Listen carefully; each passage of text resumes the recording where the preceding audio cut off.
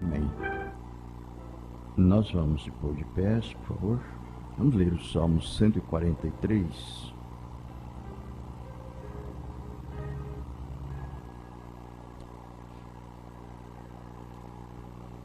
Salmos número 143. O salmista ora para que seja livre de inimigos. Salmo de Davi. Ó Senhor, ouve a minha oração, inclina os ouvidos às minhas súplicas. Escuta-me segundo a tua verdade e segundo a tua justiça.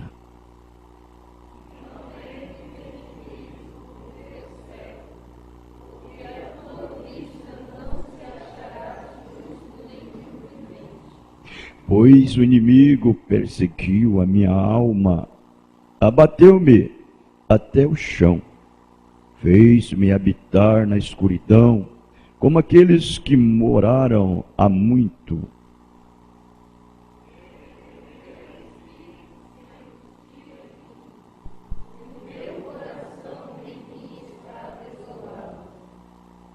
Lembro-me dos dias antigos, considero todos os teus feitos, medito na obra das tuas mãos.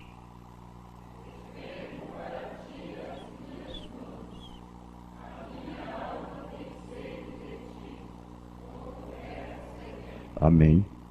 Ouve-me depressa, ó Senhor, o meu espírito desfalece. Não escondas de mim a tua face, para que eu não seja semelhante aos que descem a cova.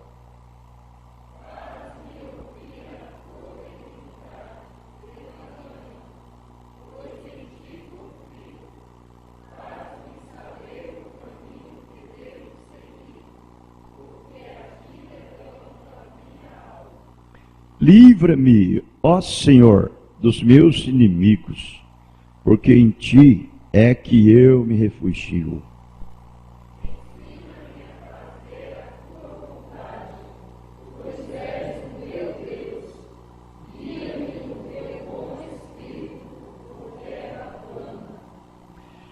Vivifica-me, ó Senhor, por amor do teu nome, por amor da tua justiça.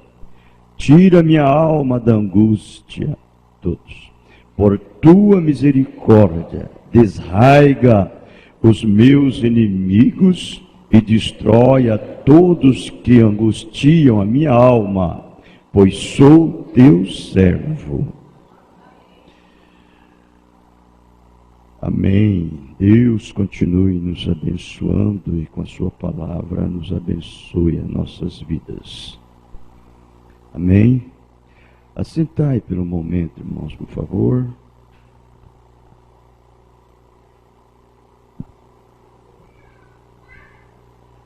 Verso 11. Vivifica-me, ó Senhor, por amor do teu nome, por amor da tua justiça. Tira minha alma da angústia.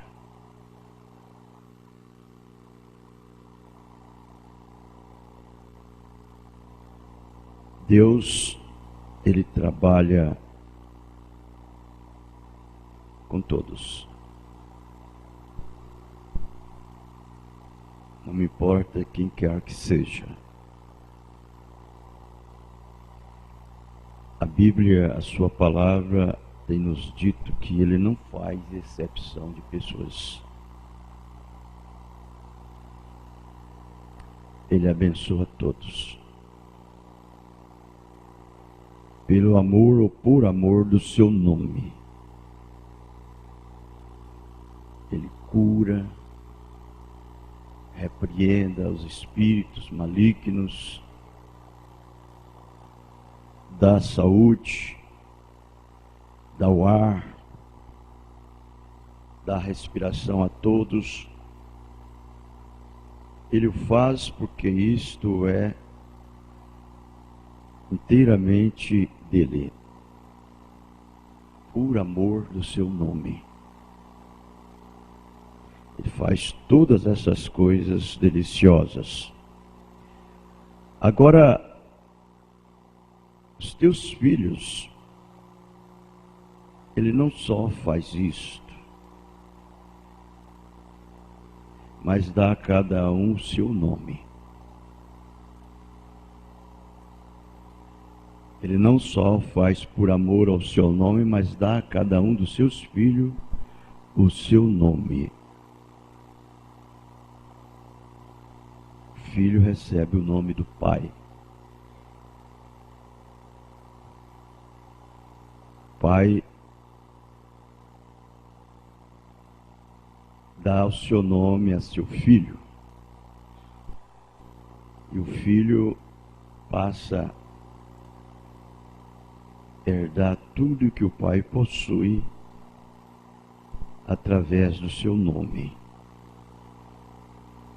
E ainda mais, o seu sangue está naquele filho. Não só o nome, mas como o sangue. A vida do pai está naquele filho. Então, o filho que recebe o nome do pai porque é filho, pode fazer um DNA que tem o sangue do pai também. É filho daquele pai. Então, estes não só Deus o abençoe por amor do seu nome, mas também é porque ele também tem o seu nome. É um filho de Deus. O filho, o pai ensina tudo. O filho fica em casa para sempre.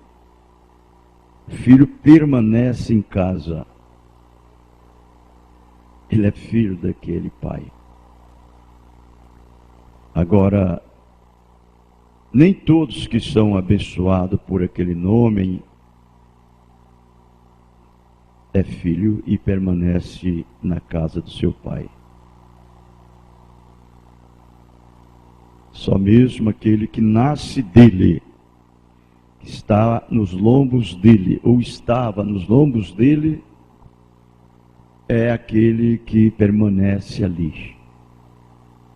O pai faz tudo por ele. Tudo que o pai tem, o pai dá a ele. Desde os seus ensinamentos a tudo que pertence a ele é do filho. Meu filho, isso é seu. Papai trabalhou para poder dar para você, deixar para você. Isto é uma herança. Zela disto, cuida disto, procura honrar isto. Vejam, e o filho sabe daquilo dali. Isto é verdade, não é mesmo? O meu pai lutou, batalhou, deixou tudo isso daqui para mim. Isso é meu, é uma herança minha. E aí então você cuida daquilo dali, com todo o amor, com todo o carinho, com toda a dedicação. Você fica na casa dele para sempre. A casa dele não é 4 paredes, não. A casa dele é o seu corpo. É a casa dele. Entrando no mundo, sacrifício e oferta não quiseste, mas casa, tabernáculo, corpo me preparaste. Este é o seu lugar. E todos que são filhos ficam na casa do Pai. Você sabe que ele disse, através dos lábios do santo apóstolo São Paulo aos Efésios, ali é o posicionamento de cada filho, de cada cristão. Efésios 1, o verso 3. Você está ali com tudo que é do Pai, tudo que pertence ao Pai, está ali. Tudo. Ele disse que Ele tem abençoado com todas as bênçãos espirituais nos lugares celestiais em Cristo. Esse é o posicionamento do herdeiro, do verdadeiro cristão. Amém? Nós vamos inclinar nossas cabeças por um instante sobre o som Somente Crer. Nós vamos receber o pregador desta manhã.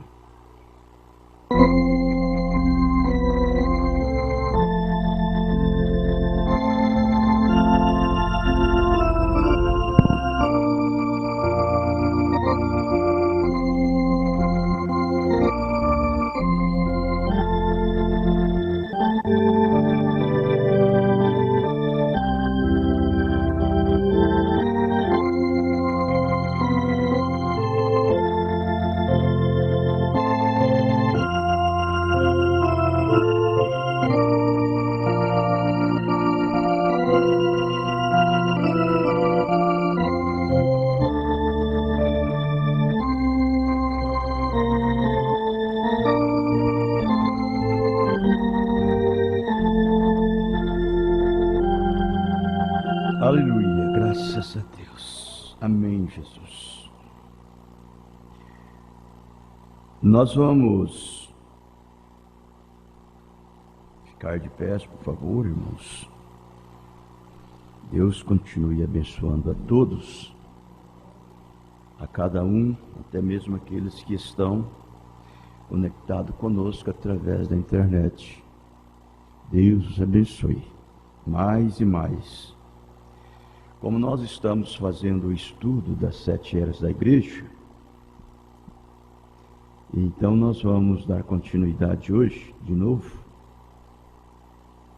Não é só os domingos, mas também nas quarta-feiras nós temos a continuidade desse estudo. E nós paramos na era de Pérgamos. Eu quero ler no verso 12, o versículo 2 de Apocalipse, aonde diz assim, a parte B do versículo: isto diz aquele que tem a espada aguda de 2 fios. Eu sei as tuas obras, e onde habitas, que é onde está o trono de Satanás, e retens o meu nome, e não negaste a minha fé. Ainda nos dias de Antipas, minha fiel testemunha, a qual foi morto entre vós, onde Satanás habitas. Deus abençoe esta palavra mais e mais, e também com ela abençoa também as nossas almas, as nossas vidas, mais e mais, no nome do Senhor Jesus Cristo. Amém. Podeis assentar, irmãos, por favor. Não é fácil. E é fácil. Não é fácil e é fácil. Eu acho muito fácil. E acho difícil. Eu acho muito fácil levantar pela manhã e vir numa escola como esta. E acho muito difícil para muitos. Muito difícil para muitos levantar pela manhã e vir numa escola como esta. Eles têm dificuldade para isto. Problemas lhes cercam, lutas, batalhas, circunstâncias. prosperam na vida destas pessoas. E elas têm dificuldade para levantar-se, deslocar pela manhã, se locomover e vir até a casa de Deus, para podermos juntos, como pássaros da mesma plumagem, como águias, como pombas, se assentarmos juntos e saborearmos o trigo de Cristo, este alimento que Ele tem nos concedido para nós enquanto estamos aqui, nesse velho mundo, amaldiçoado pelo pecado, corrompidos, cheio de trevas, de corrupção. E para eles é muito difícil fazer isto. Uma coisa importante que nós devemos fazer, enfatizar, é isto, que sempre tem alguma coisa por trás que o impede. Sempre tem algo que está alimentando essas pessoas em não deixar vir a casa de Deus. Para eles é uma dificuldade muito grande, certo?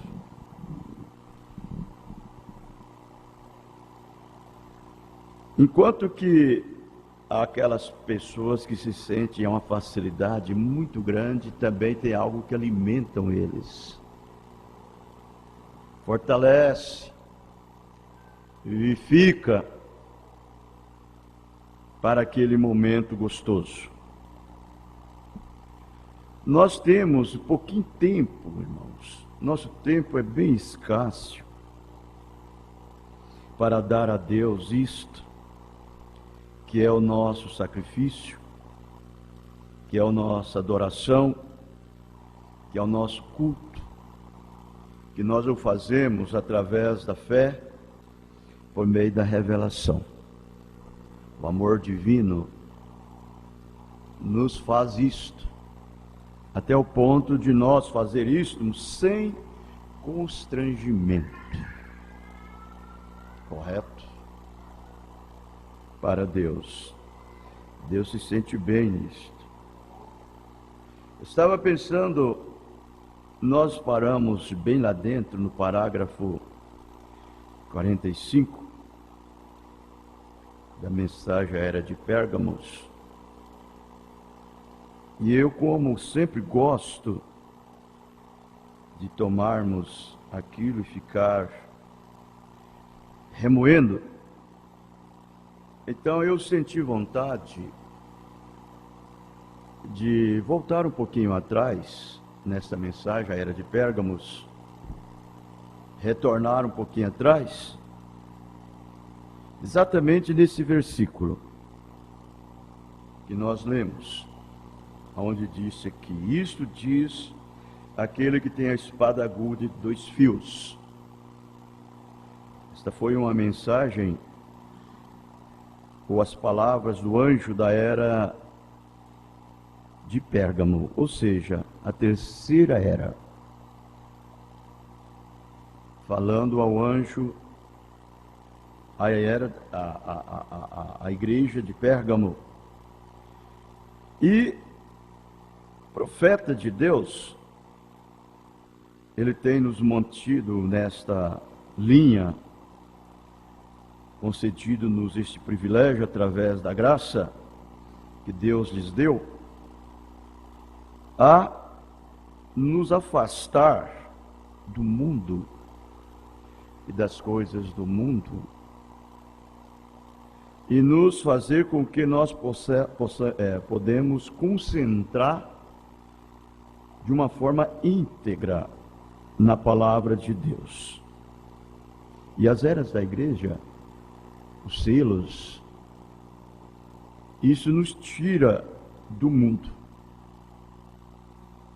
e tira o mundo de nós.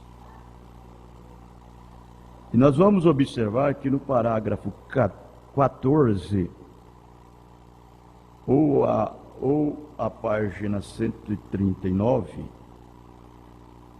ele diz assim: a mensagem para a terceira era da igreja está para sair.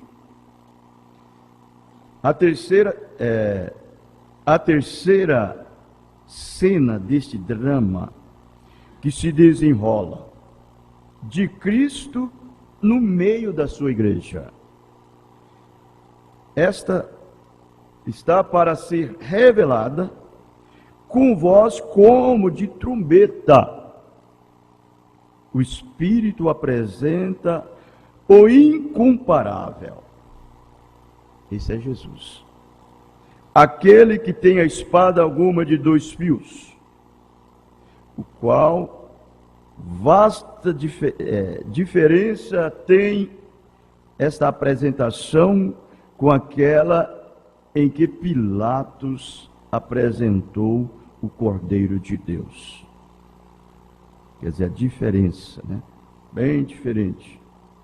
Vestido com mantos escarnecedores de púrpura, ferido e coroado de espinhos, dizendo: eis aqui o vosso rei.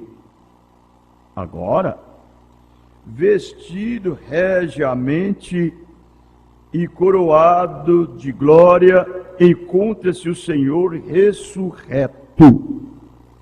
Cristo, poder de Deus. Pilatos apresentou ele com toda crítica, difamação, injúria, como rei de Israel.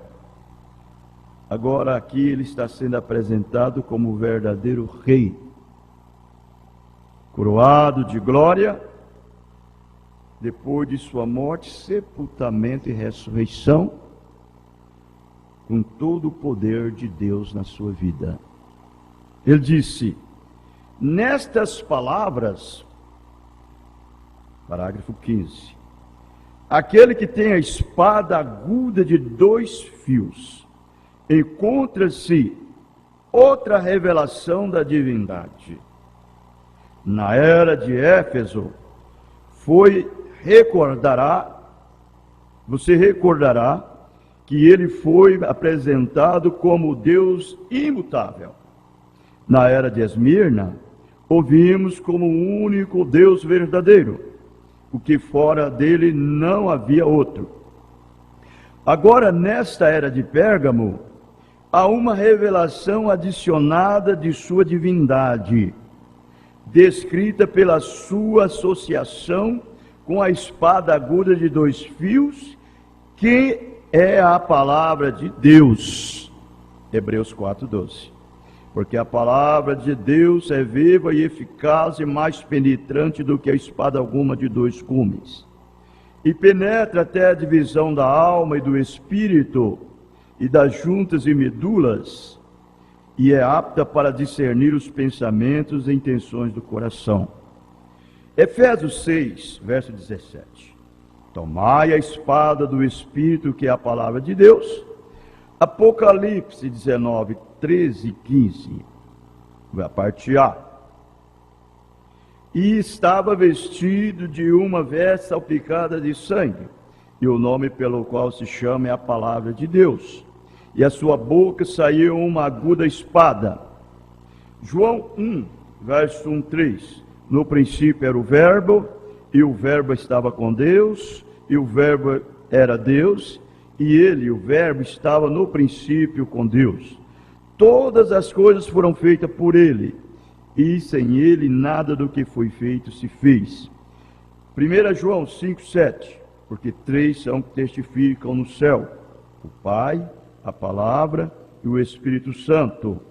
Esses 3 são um. Você viu aí qual seria exatamente o posicionamento de Deus nesta era. Depois de sua morte, sepultamento, ressurreição, você vai ver como que esse poder tão eficaz estava operando nesta era. Por isso que ele disse aqui, isso diz aquele que tem a espada aguda de 2 fios. Você vai ver que ele diz, eu conheço as suas obras. Então, nós podemos ver aqui que ele opera no meio da sua igreja e nos seus filhos, nos eleitos. Nos eleitos. Porque jamais Deus poderia selar um eleito numa era como a era de Éfeso, como a era de Esmirna e como a era de Pérgamo, se ele somente estivesse com eles. Deus não poderia. Deus só pode selar um filho quando ele entra e mora naquele filho. É um selo.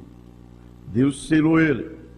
E nós podemos ver aqui, cada eleito em cada era, por mais que eles não receberam uma completa e uma plenitude de sua palavra no seu dia, mas eles foram selados com o selo de Deus, que é o Espírito Santo. Prosseguindo, parágrafo 16. Agora podemos ver sua associação com a palavra. Ele é a palavra. É isso que ele é. A palavra em seu nome. A palavra em seu nome. Prosseguindo no parágrafo 17, ainda, ele diz assim, em São João 1, verso 1, onde diz, no princípio era o verbo, a raiz de onde tomamos nossa tradução para verbo é logos, que significa o pensamento ou conceito. Você sabe que essa palavra pensamento, conceito, isso daqui significa o centro âmago de Deus. O centro, o âmago de Deus também. Conceito. Tem um duplo sentido de pensamento e linguagem. Ora, um pensamento expresso é uma palavra ou palavras. Não é isso maravilhoso e belo? O parágrafo 18, ele diz assim, João diz que o conceito de Deus foi expresso em Jesus. E Paulo diz a mesma coisa em Hebreus 1, 3. Havendo Deus antigamente falado muitas vezes e de muitas maneiras aos pais, pelos profetas, a nós falou-nos nesses últimos dias pelo Filho, que é o Logos. Palavra, voz, pensamentos expressados, feito carne, né? É uma teofania, quer dizer. Vejam, a quem constituiu o herdeiro de tudo, por quem fez também o mundo, o qual sendo o resplendor da sua glória e a expressa imagem da sua pessoa, e sustentando todas as coisas pela palavra do seu poder, havendo feito por si mesmo a purificação dos nossos pecados, assentou-se à destra da majestade nas alturas. Deus expressou-se na pessoa de Jesus Cristo. Jesus era a expressa imagem de Deus. Novamente, em João 1,14, e o Verbo se fez carne, habitou entre nós. Então você vai ver no parágrafo 19, ele dizendo assim, a própria substância de Deus se fez carne e habitou entre nós. A substância, ou seja, a alma, o logos, os seus pensamentos, a sua voz, aquele corpo teofânico, ele fez-se transformando-se em carne. Então você vai ver que o próprio Espírito é eterno, que não tem princípio e nem fim, ele foi chamado de Elohim, o El, o Elá, o Elohim, o Deus Todo-Poderoso. Desses pensamentos, dele saiu esse pensamento. O próprio Logos, a teofania, esse corpo teofânico, que o Mombrana chama de conceito. O conceito de Deus. Você entendeu? A própria substância de Deus. Ela se transformou-se em carne e habitou entre nós num corpo chamado Jesus. Ali estava o Emanuel, que era Deus conosco, elaborando um plano salvífico dele mesmo, que ele havia já planejado por predestinação aquilo dali, para ser manifestado em seu tempo oportuno, no seu tempo presente. Deus se manifestaria aquele plano. Por isso que você está vendo aqui ele se expressando-se em carne entre nós. O grande Deus Espírito, do qual ninguém podia se aproximar e ao qual ninguém tinha visto ou podia olhar, estava agora manifestado em carne e habitava entre homens, expressando a plenitude de Deus aos homens. João 1, verso 18. Parágrafo 20, ele fala: Deus nunca foi visto por alguém. O Filho unigênito que está no seio do Pai, esse o fez conhecer.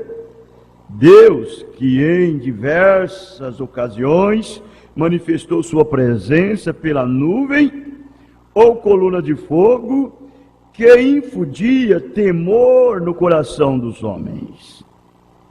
Esse Deus, cujas características íntimas eram conhecidas somente pela revelação de palavras através dos profetas, agora tornava-se o Emanuel, Deus conosco, declarando a si mesmo. A palavra declarar é tomada da raiz grega, que frequentemente interpretamos como exegese, que significa explicar, esclarecer, completa e minuciosamente. Vejam, é isso o que a palavra viva Jesus fez. Ele nos trouxe Deus, porque Ele era Deus. Ele nos revelou Deus com tão perfeita clareza, que João pôde dizer acerca dele em 1 João 1, verso 1 ao 3. O que era desde o princípio, o que ouvimos, logo significa linguagem, o que vimos com nossos olhos, o que temos contemplado, e as nossas mãos tocaram a palavra da vida, porque a vida foi manifestada, e nós a vimos, testificamos dela, e vos anunciamos a vida eterna, que estava com o Pai, e nos foi manifestada. O que vimos e ouvimos, isto vos anunciamos, para que também tenhais comunhão conosco, e a nossa comunhão é com o Pai e com seu Filho Jesus Cristo. Parágrafo 21, ele diz assim: quando Deus foi verdadeiramente revelado, ele se manifestou em carne. Quem vê a mim, vê ao Pai. Foi o que ele disse: quem vê a mim, vê ao Pai. Aí você pode ver, irmãos, o que é que uma pessoa cega, sem revelação, sem conhecimento, ele faz. Menosprezam a palavra de Deus.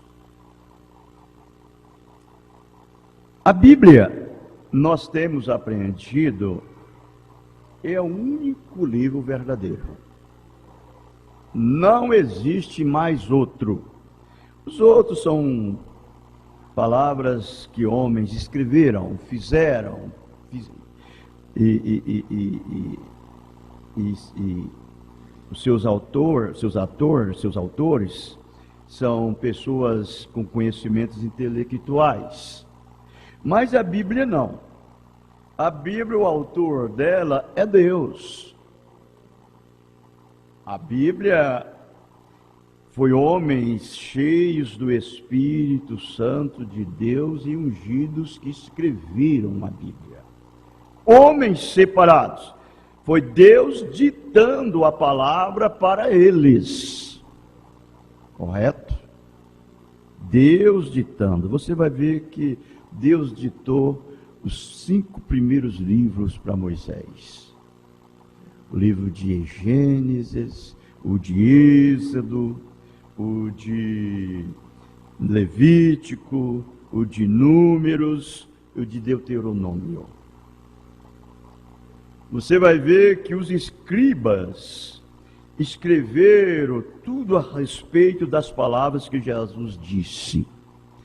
Mateus, Marcos, Lucas, João, eles foram escribas que escreveram o que Jesus disse, o que Jesus falou.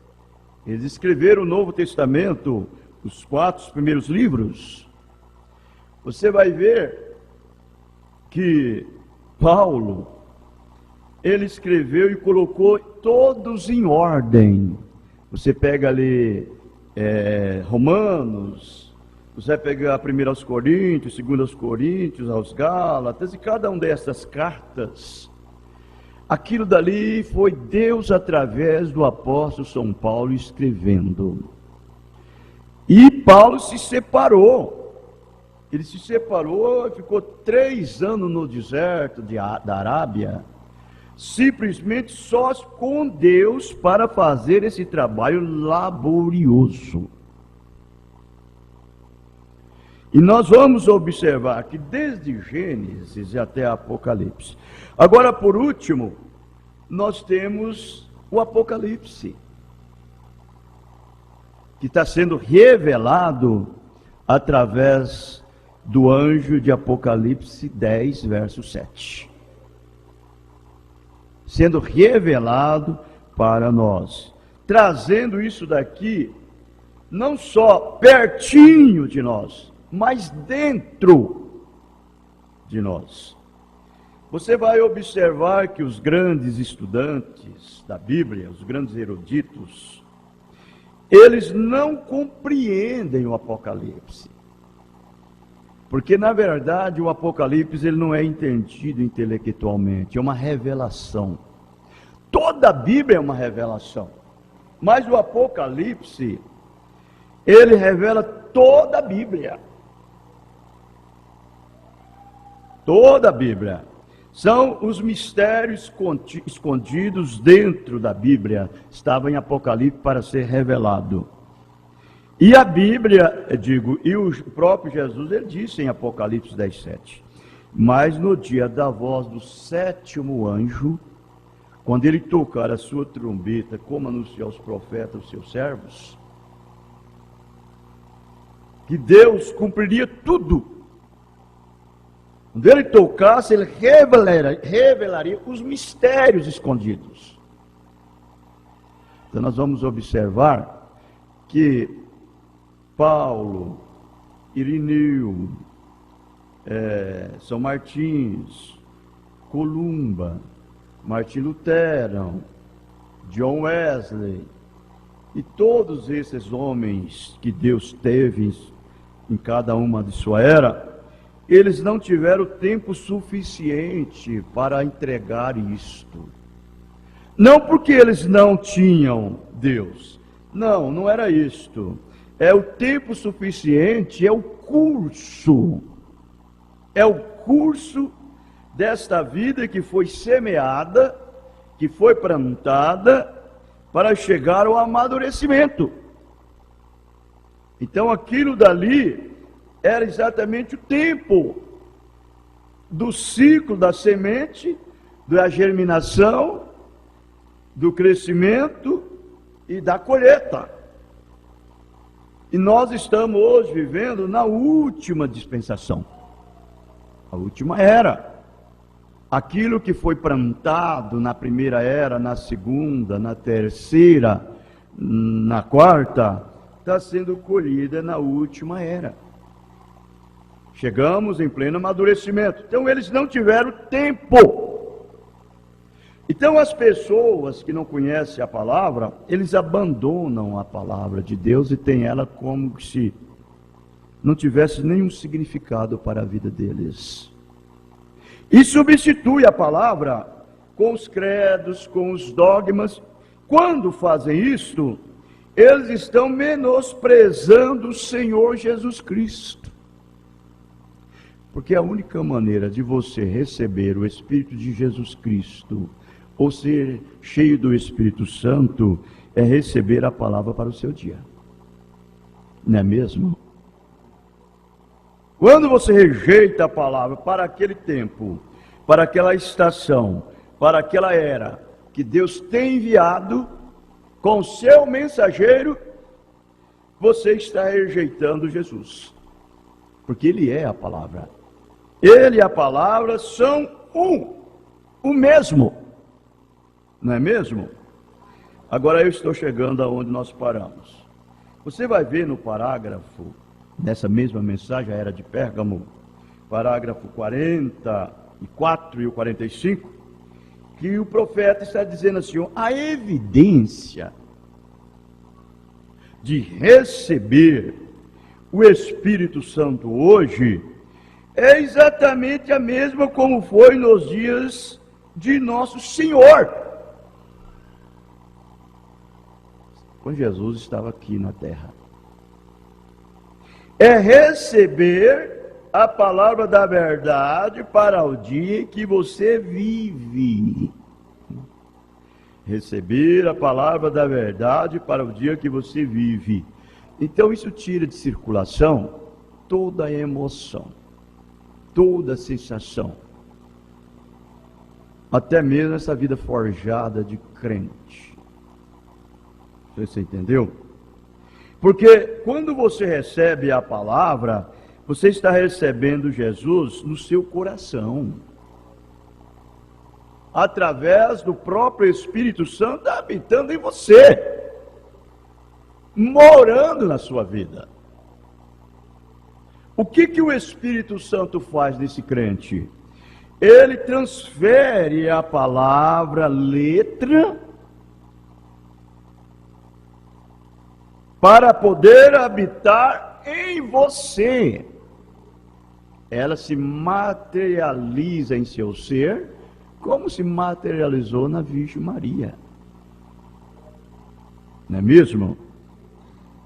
Ela se materializa em você. Então ele diz, é receber a palavra da verdade para o dia em que você vive. Jesus realmente nunca enfatizou a importância das obras, como ele fez com a palavra. Ele sabia que se as pessoas recebessem a palavra, as obras seguiriam. Isso é Bíblia. Então não tem jeito de você se manifestar como uma verdadeira cristã, como um verdadeiro cristão, agir, atuar, se comportar, desde a sua maneira, da sua postura, de suas vestimentas, olha, os traços, as características de uma mulher, as características de um homem, inteiramente, exteriormente falando, ser manifestada na vida deles, que é um ato, é uma obra que se expressa, não pode ser manifestada integramente se o Espírito de Deus ou a palavra está materializada interiormente na sua vida. Não pode.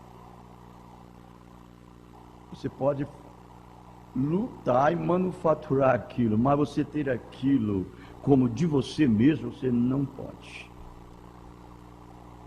Você entendeu? Ó, parágrafo 45 diz: ora, Jesus sabia que haveria um terrível desvio da palavra na era de Pérgamo, que até então estava a 200 anos da visão de Patmos. 200 anos.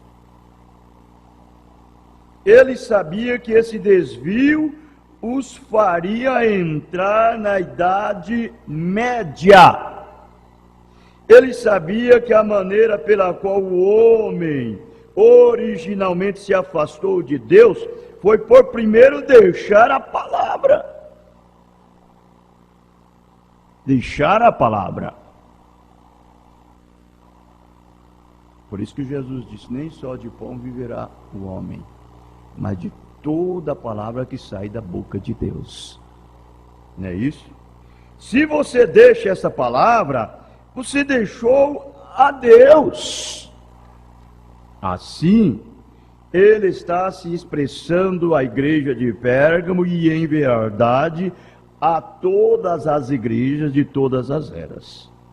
Eu sou a palavra. Se vós quereis a deidade em vosso meio, então dai boas-vindas e recebei a palavra. Jamais permite que alguém ou qualquer coisa ficasse entre vós e essa palavra. Isso que eu vos estou dando, a palavra, é uma revelação de mim mesmo. Eu sou a palavra, lembrai-vos disso. Agora, isso aplica em todos os efeitos, irmãos. Você sabia disso? Em todos os efeitos de nossas vidas como cristão. É sempre o que eu tenho dito: Deus não imputa a ignorância, o tempo da sua ignorância. Deus não imputa o tempo da sua ignorância. Mas uma vez que você já foi iluminado pelo Evangelho, pela palavra, e já provou, já experimentou, e viu isto, dali para frente é diferente. As coisas mudou. Porque agora você tem que completamente enfatizar que as suas obras não é mais as suas. Os seus atos não são mais os seus. É do Espírito Santo. Correto? Porque se não fora disso, por mais que você tenha uma vida forjada de crente,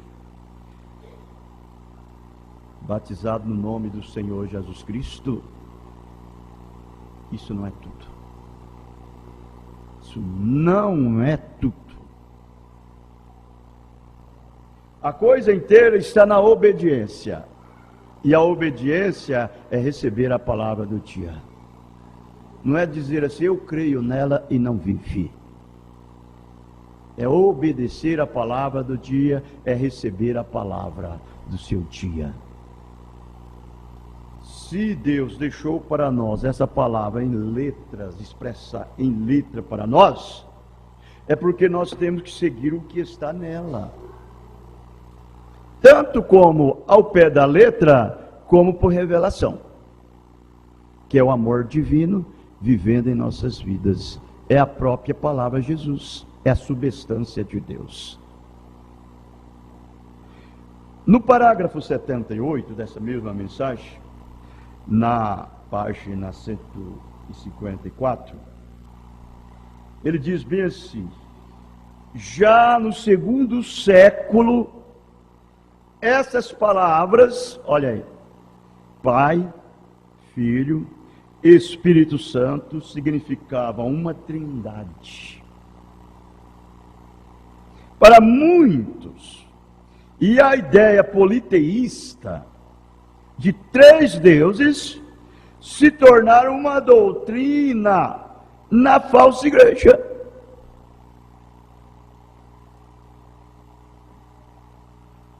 Agora você sabe que Jesus já sabia disso. Ele já sabia. Você pode ver que quando ele estava ali no meio daqueles fariseus, São Mateus 15, a partir ali do verso 6, você vai ver que ele diz assim: assim vós invalidais as doutrinas do meu Pai. Ele diz: em vão me adorem, hipócritas, bem profetizou aí ao vosso respeito. Este povo me honra com seus lábios, mas seus corações estão longe de mim, ensinando doutrinas que são preceitos de homens. Ele já sabia disso, que haveria um abandono na nossa era, ou no nosso tempo, ou nas eras vindouras, que esse espírito tomaria lugar. Haveria um esquecimento do nome de nosso Deus. Você esquecer do nome de Deus é esquecer de Deus. Como eu sempre tenho dito, quando você lembra do nome de uma pessoa, você está lembrando daquela pessoa. Mas quando você esquece do nome daquela pessoa, você esqueceu dela. Correto? Quando você esquece do nome Jesus, você já esqueceu dele há muito tempo. Isso significa que você se afastou dele. Entende? Alguém já entrou entre você e esse nome. Algum outro espírito está te inspirando, está te ungindo para outras coisas. Você já esqueceu a palavra.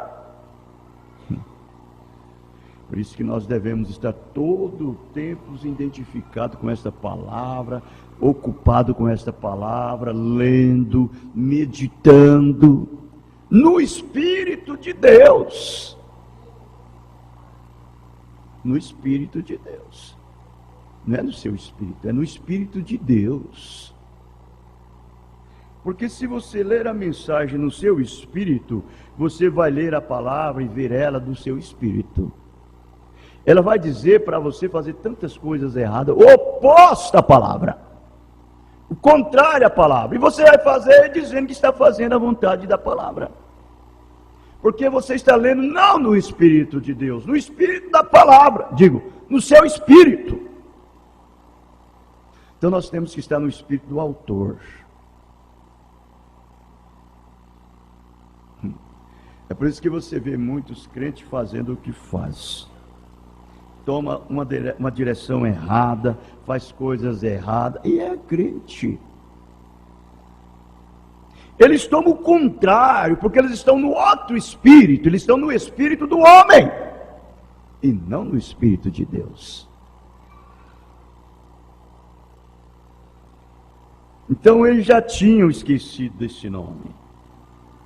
A ideia politeísta de três deuses se tornara uma doutrina na falsa igreja. Não demoraria muito até que o nome fosse tirado como de fato foi nesta era. E em seu lugar, os títulos do único grande Deus substituíram o nome Senhor Jesus Cristo. Enquanto a multidão se apostatava e abraçava a Trindade e batizava usando os títulos da divindade, o pequeno rebanho ainda batizava no nome de Jesus Cristo e assim mantinha-se fiel à verdade.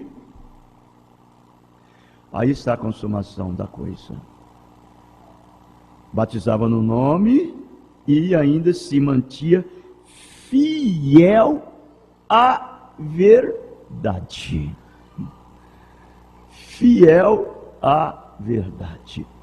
A coisa importante é isto: ser fiel. Fiel à palavra.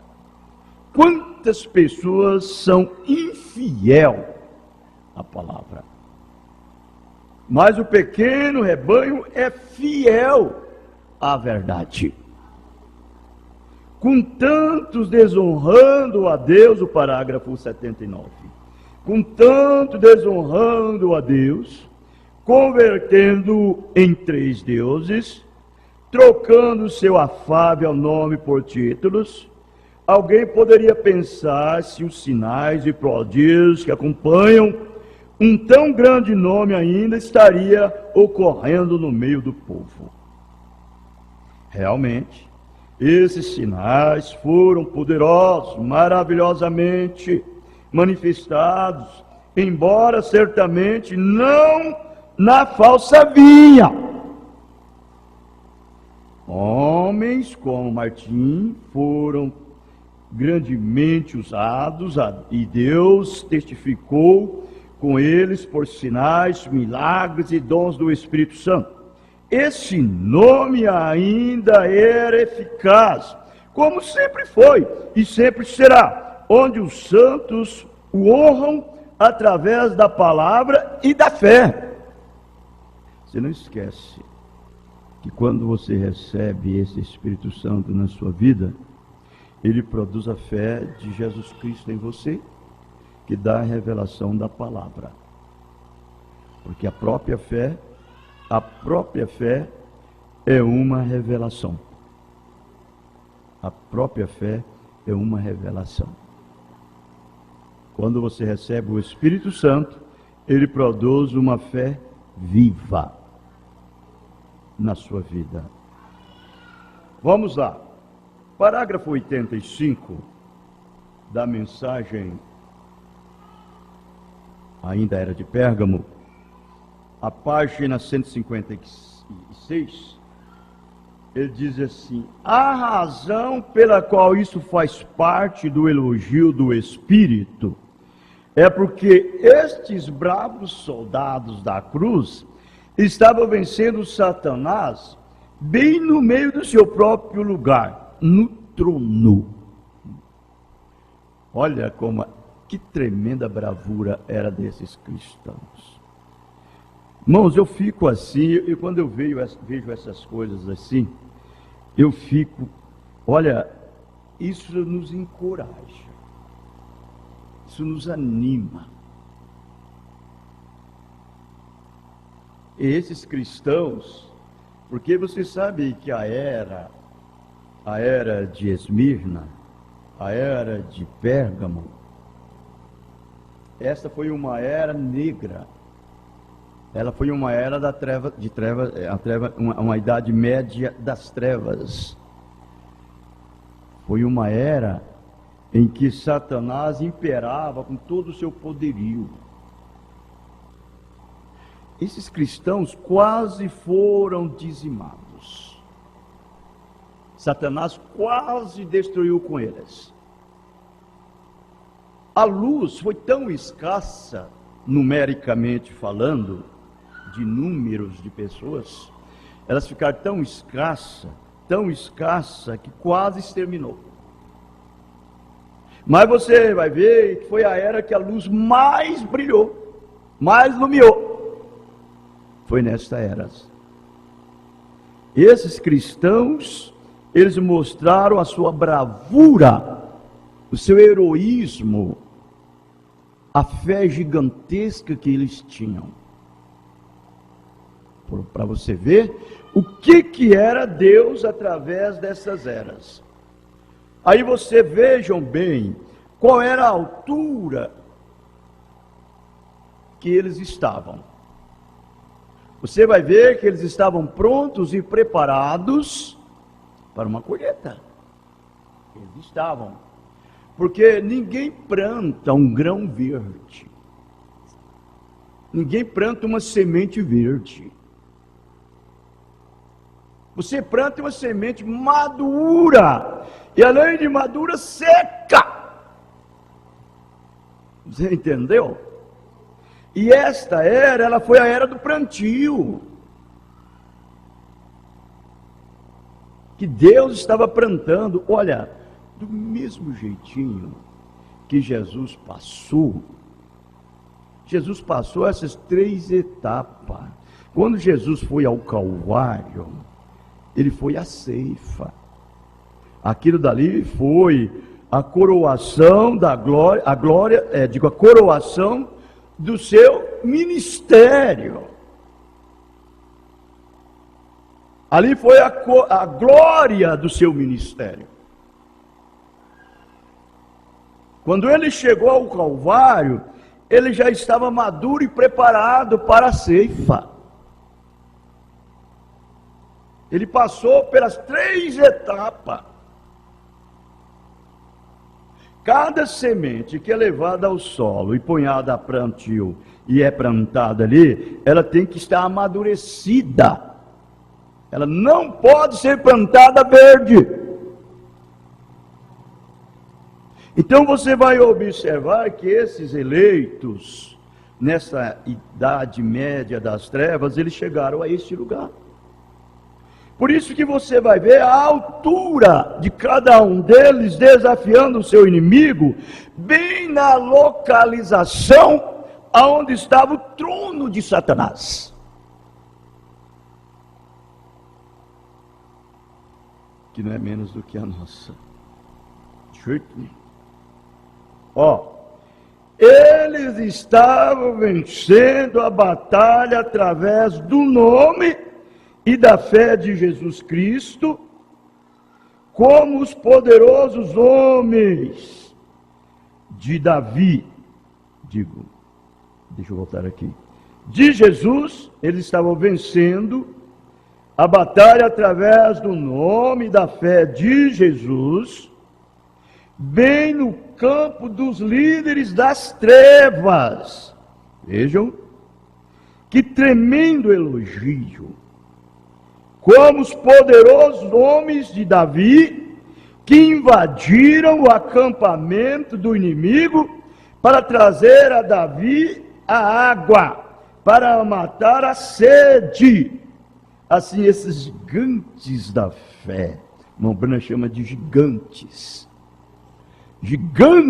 da fé, invadiram o reino da fortaleza terrena de Satanás, pregando e exortando, trouxeram a água da salvação aos que viviam sob a sombra da morte.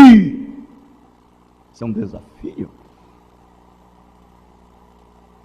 Nós devemos acatar esses desafios, se é que consideramos como verdadeiros predestinados, eleitos, filhos de Deus, os seus próprios pensamentos expressos e manifestados para o dia em que vivemos,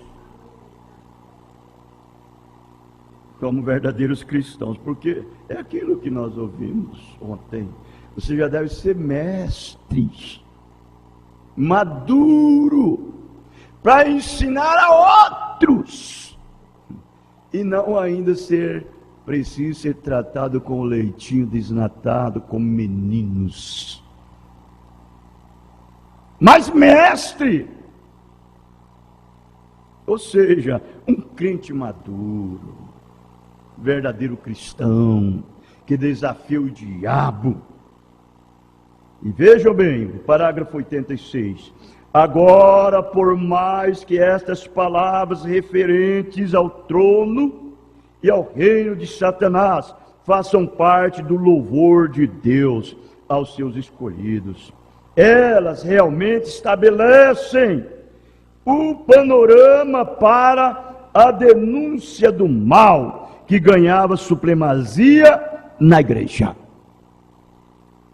Quer dizer, a vida desses cristãos, elas era uma base e um fundamento e também uma condenação para aqueles que agiam o contrário, oposto à palavra de Deus. Você viu aí? Era para eles a vida destes cristãos. Eles condenavam aquilo. Eles condenavam com seus testemunhos, com as suas vidas. Eles não importavam se eles tinham que ser o testemunho deles com sangue. Eles tinham prazer de servir o seu Senhor, o seu mestre. Aquilo trazia sobre eles estímulo regozijo, que não é menos nosso dia, que devemos ser do mesmo jeitinho e sofrer as mesmas coisas. Todo verdadeiro, eleito, selado com o Espírito Santo, ele tem um fogo por dentro, ele tem uma chama por dentro, aquilo queima. Não pode o amor divino estar dentro da sua alma e não estar queimando em você. Isso é a verdade. Se você não sente assim, tem alguma coisa errada. O parágrafo 118,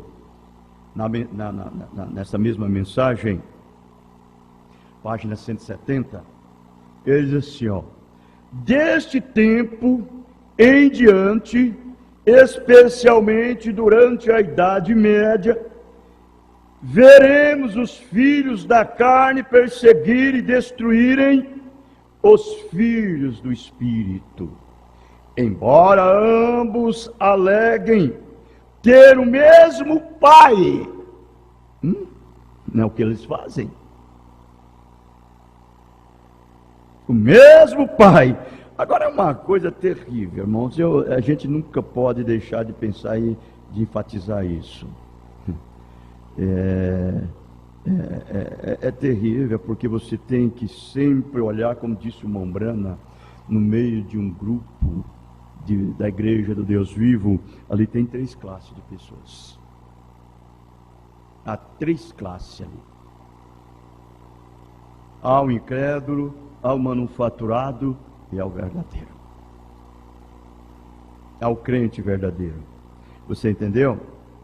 E aí então, ambos diz: somos crentes, temos o mesmo Pai, o mesmo Deus. E até lá alegam: cremos no mesmo profeta, na mesma mensagem. Mas aquela chama, aquele fogo caloroso dentro dele, nega tudo, porque não existe ali. É o que faz a diferença. Parece, mas não é. Não é. Olha, assim como foi no caso de Ismael e Isaque, as trevas da corrupção espiritual se atensarão e a verdadeira luz de Deus enfraqueceu, até que, em termos numéricos, isso aqui não é espiritual não, é em termos numéricos, é de números de pessoas, brilhe cada vez mais fracassadamente, mais fracamente. Todavia, a promessa de Deus permanecerá verdadeira, e a luz resplandece nas trevas, e as trevas não podem fazer nada acerca disto. Então o verdadeiro eleito é a minoria. Aquilo vai ficando pequeno, vai ficando pouquinho, e parece que acaba. Isso é numericamente falando, porque você vê tantas pessoas agindo e vivendo e atuando de uma forma manufaturada, que você fica até pensando: meu Deus, como pode? Quando que a palavra é um poço artesiano, é uma fonte viva, é água cristalina, água limpa, água pura. E a essas pessoas assim, que está agindo, se comportando com uma vida duvidosa, e é a maioria que faz isso, é a maioria. Mas o verdadeiro, ele é uma luz, é um vencedor nato, ele vence, ele supera tudo, ele é um herói, ele é um gigante da fé, Ele passa por cima como um rolo compressor de 20 mil toneladas e derruba e quebra e reduz tudo a pó. Para ele não há dificuldade, não há problemas. A vida dele é manifestada na luz, é expressada.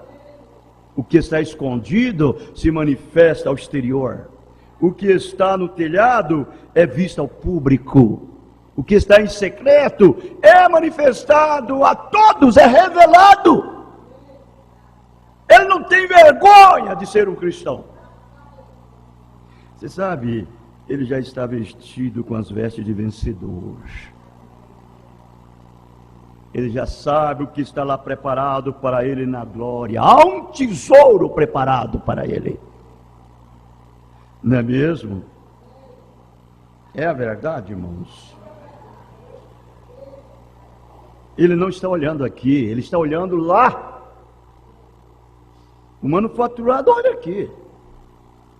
O incrédulo olha aqui. Mas o verdadeiro não, ele está olhando lá além da cortina do tempo. Vamos lá ver o que Deus deu para ele? Vamos ver? Ainda nessa era, nós estamos resumindo essa era com esse parágrafo aqui agora. Vamos resumir essa era. Parágrafo 186, a página 184. Olha como ele diz: uma pedra branca com bela. Aqui está outro quadro do santo recebendo recompensa da mão de Deus por suas provas na terra. Suas provas na terra. O vencedor está recebendo isso daqui. Vamos lá. Você sabe, depois de Constantino, a falsa igreja podia mergulhar sua mão nos tesouros estatal e assim erigir belos edifícios cheios de belas estátuas. Essas estátuas feitas de mármore branco eram, na verdade, ídolos romanos, renomeados como santos. As igrejas e os seus mobiliários eram excepcionalmente belos, e assim como se vê hoje. Porém, Deus não estava com eles. Onde estava Deus? Onde estava Deus? Ele estava com os seus santos em alguma pequena casa, ou numa caverna, ou em alguma área montanhosa, desértica, onde eles se escondiam dos membros da falsa igreja. Eles não tinham belos edifícios, corais, com toucas, roupas finas e outras transações terrenas.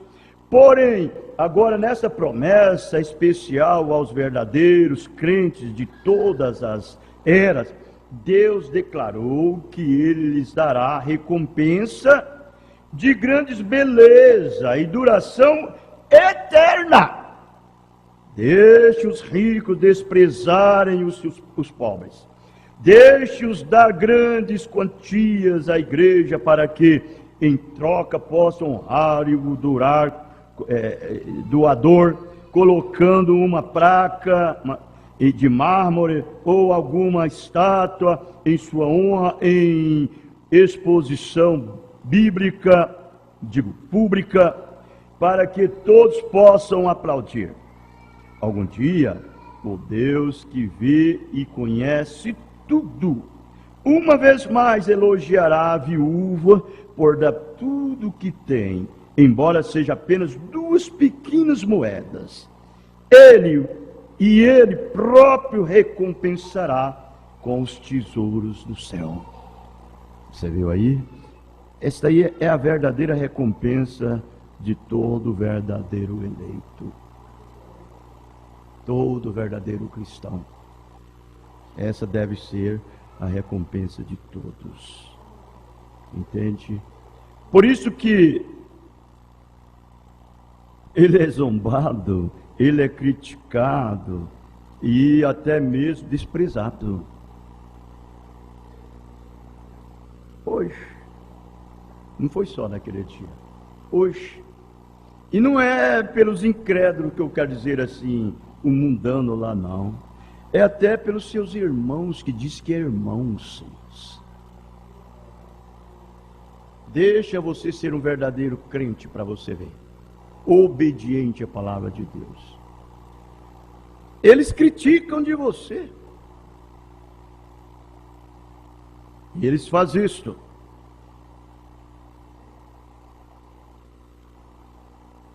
Deus nos ajude. Eu vou parar aqui. Eu vou encerrar aqui. Nós daremos continuidade na era de Tiatira, que é ainda as eras médias das trevas. A era média das trevas. Nós não saímos ainda desta era. A era do plantio. Agora, se esses cristãos venceram simplesmente nesse tempo, e nós que estamos vivendo um tempo muito melhor do que o deles,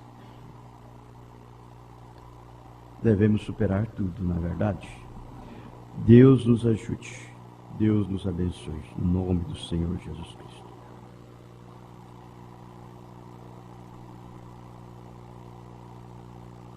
Nós vamos cantar. Qual é aquele hino, irmão? Castelo Forte, vocês já lembram? 185. Vamos cantar o 185, irmãos? Eu creio que cabe muito bem, né? 185. Castelo Forte é o nosso Deus.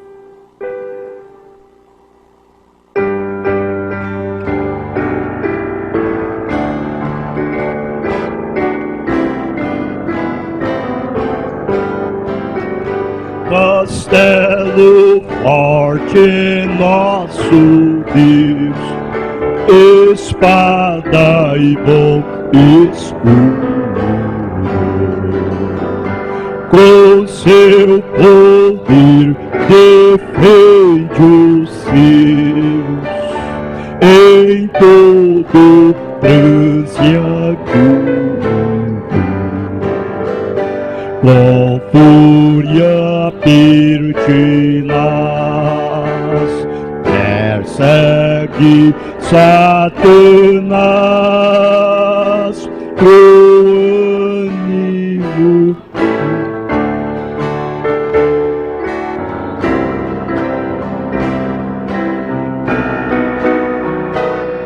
Igual não há na terra.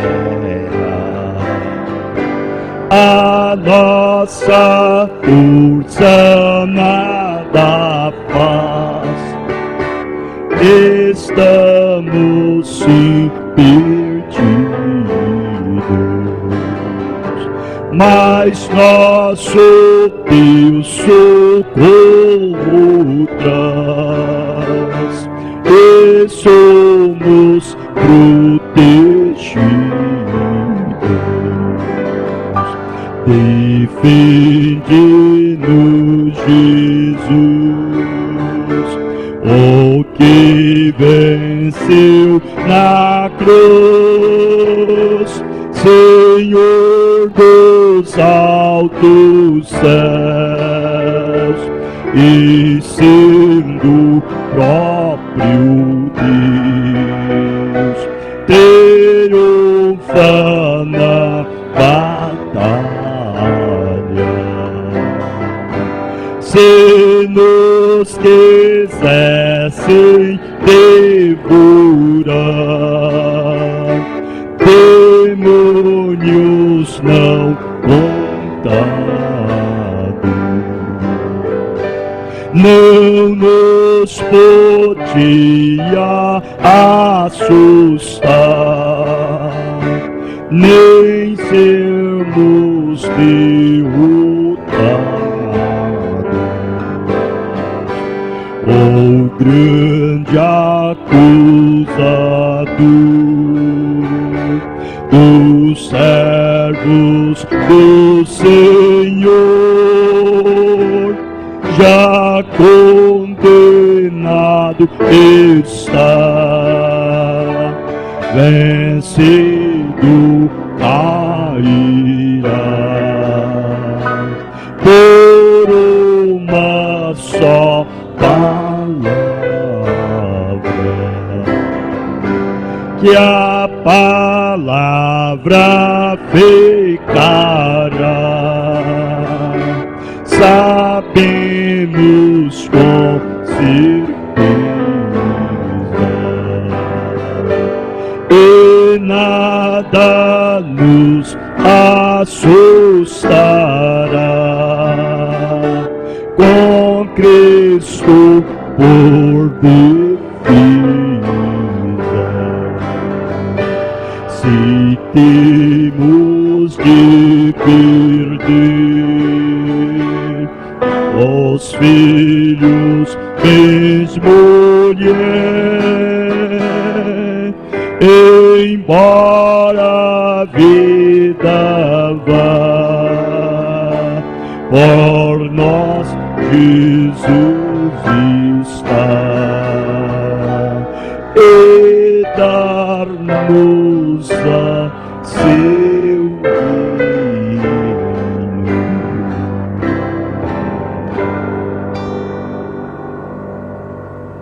Prova que você é um destes, um filho, uma filha de Deus, e vence Satanás é bem na localização dele, bem no terreno dele.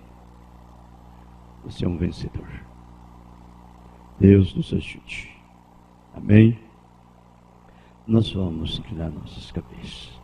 Pai Santo, que o Senhor seja o nosso escudo, seja o nosso heroísmo, seja a nossa glória, seja a nossa força. Que esse poder possa viver em nossas vidas e possamos provar que o Senhor é o mesmo, ontem, hoje e para sempre. É um Deus imutável que não pode mudar em seus modos. No nome do Senhor Jesus Cristo, leva-nos em paz, guarda e nos protege de todo mal, agora e para todos sempre. Amém. Deus os abençoe, abençoe o outro no nome do Senhor Jesus Cristo. Estamos terminados. Amém.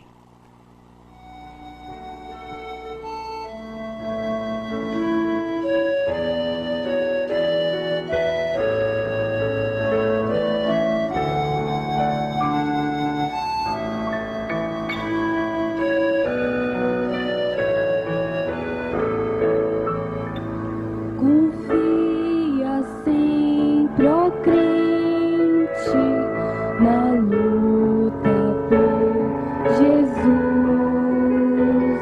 em Deus, pois que a vitória com glória nos conduz. Confia em Deus, na luta por Jesus. Confie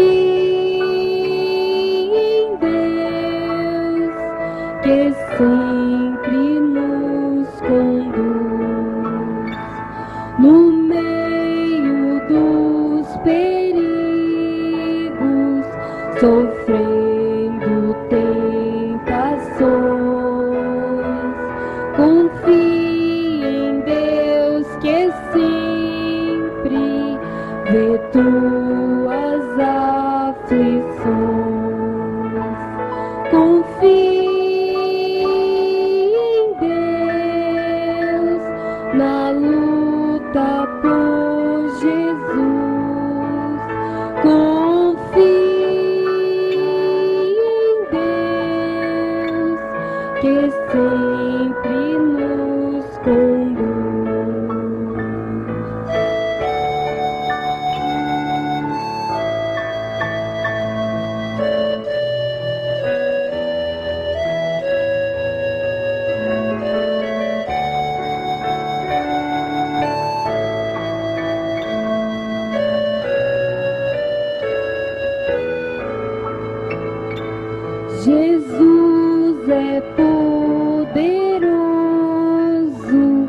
amigo sem igual.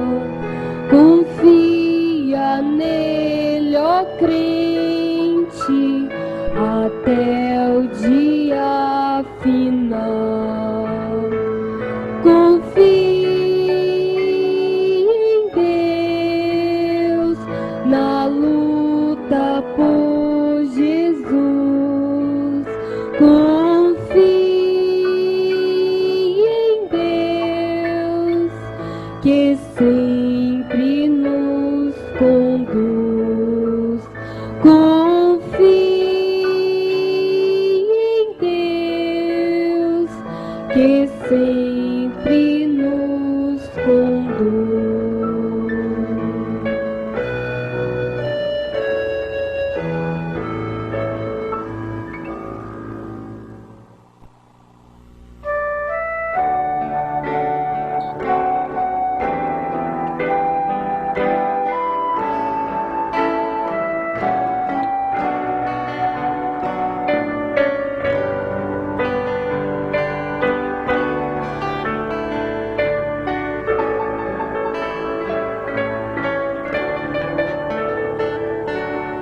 Eu nas trevas caminhando,